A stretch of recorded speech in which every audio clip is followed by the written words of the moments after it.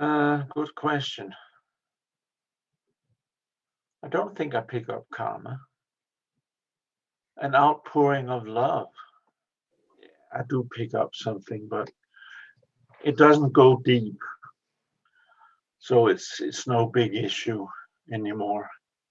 In the beginning, I felt it much more. The Kundalini does the work and the witnessing comes naturally. Mhm. And you will naturally go into states where you observe the I. And eventually the question, who am I, becomes irrelevant. Because you know you are this blissful void. It depends on how you work with Kundalini. If you haven't got Shaktipat and you force a Kundalini awakening through various practices, then it can be difficult and problematic if you're not ready for it. But if Kundalini is awakened through Shaktipat, there's no danger. None of those I've given Shaktipat have any problems with it. Yeah, exactly. There was a bipolar lady, she got a manic episode from it. And that is one risk. But she was 50 years old and so used to having manic episodes, so it was not a problem. She just dealt with it. No, meditation is very important because it gives the Kundalini Shakti a chance to operate freely in you for a period of time. And it gives you a chance to surrender to that. And as the Kundalini purifies your system more and more, and you surrender more and more, you will eventually discover that you are established in the observer and not the I anymore. Then you're self-realized. So no matter what technique you do, it can take you close, but it cannot take you beyond the limit of the relative and the absolute. Then when you want to go beyond, you have to let go of the technique and surrender to the blissful void. On our path, it's blissful void. On other paths, it's just void. At one point, you'll go into a state where there's no space between the crown and the root. They're like one center. And that's when you're ready to merge with the blissful void. Whatever puts you in bliss is fine.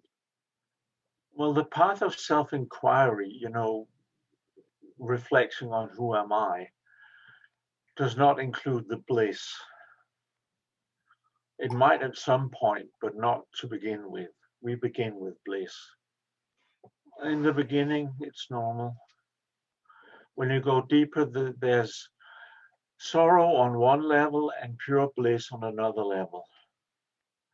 In the beginning, they're sort of mixed. And the sorrow can be many things. It can be sorrow because you've been hurt in your life.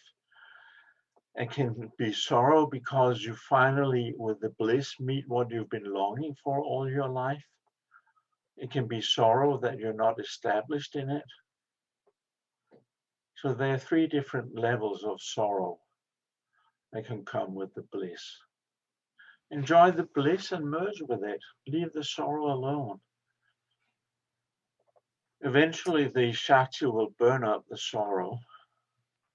But if it's the sorrow because you're not merged with your beloved, the bliss, say, then that won't go away. It can actually fuel your desire for doing your sadhana.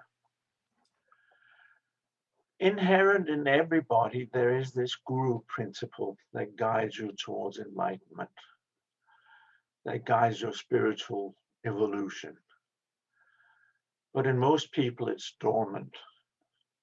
So we wake it up with Shaktipat, and eventually it becomes stronger and stronger, and then you don't need the outer guru anymore.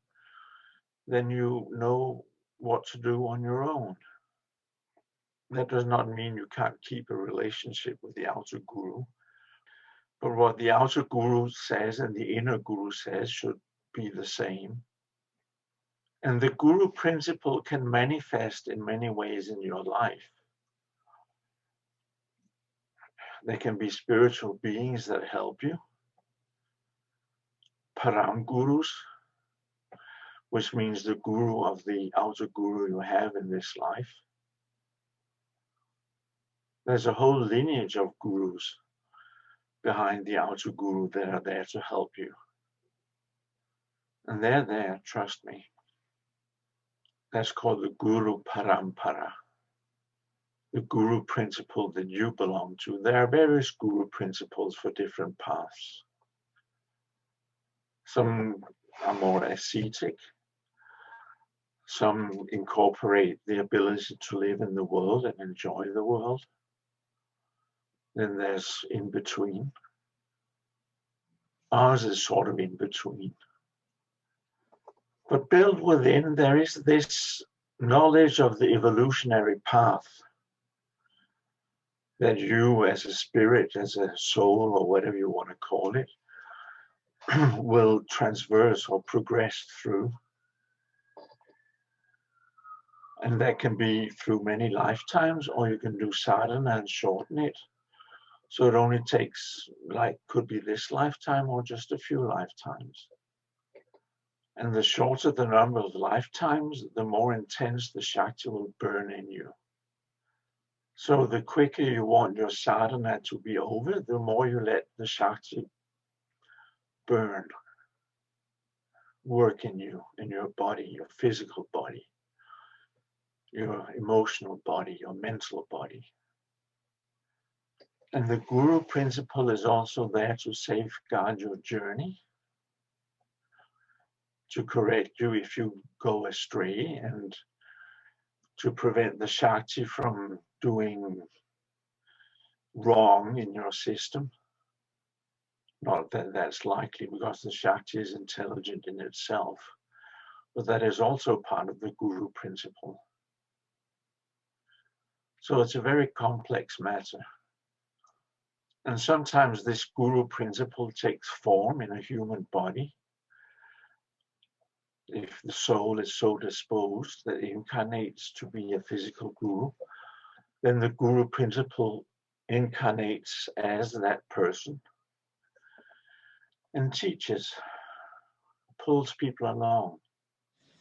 Well, those people who are still on this are not awakened. I dislike the term awakened because it's a nonsense term. It doesn't mean anything, or it can mean everything. People assume it means enlightenment. In my point of view, it means a radical reorientation from the relative towards the absolute. That's awakening. And when you are established in the absolute, then you're enlightened. Then you're not a mess. And some people, they progress spiritually, and then the seeker falls away and they're happy being householders. They're not enlightened. They just gave up their spiritual path. But they say the seeker fell away because that sounds more spiritual. They're just playing a game. If you're really turned on as a seeker, it'll never stop. Unless you decide to stop it and give up your sadhana and be a householder. But the fire, once it's turned on, will not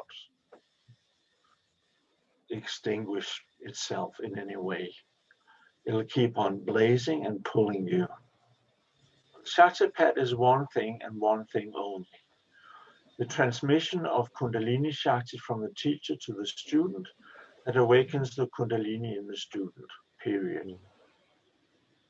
You can feel spaciousness and void in other teachers' presence, but that has nothing to do with Shaktipat.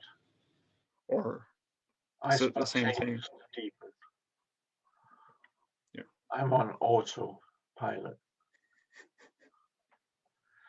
Enlightenment is not one thing. It's not either you're enlightened or you're not. I mean, in some sense it is, but it's not now you're enlightened, now you're done, and there's nothing more to achieve.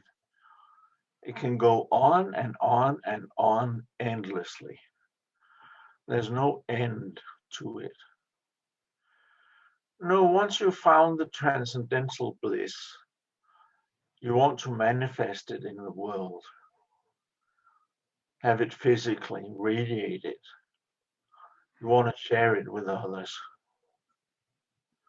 I guess that's individual, but that's what it's like for me. Mm. Whether you want to share it or not. I'm sure there are many enlightened people who just live quiet lives and radiate, but don't in particularly go into a teaching position.